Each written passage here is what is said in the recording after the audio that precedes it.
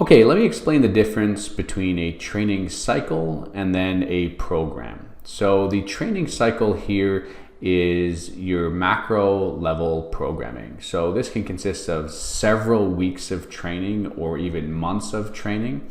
And this is where each of your programs are going to live. And these are your program names here. This was phase number 1 for this program, which I called the volume program. And then this is another phase of training called the peaking program.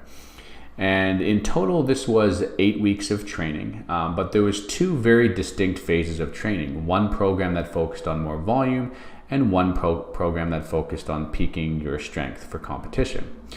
So the difference here is that the training cycle is where your phases of training will live, and it's up to you to define what those phases of training are.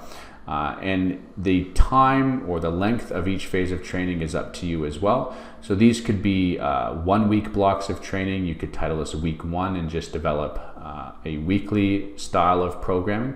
Or it could be 4 weeks. Perhaps this athlete is doing 4 weeks of volume and then 4 weeks of peaking.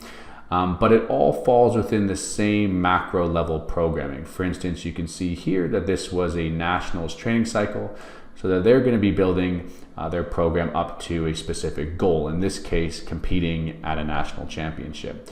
And so it was only 8 weeks of training, but it all felt within the same training cycle with 2 distinct programs or phases of training.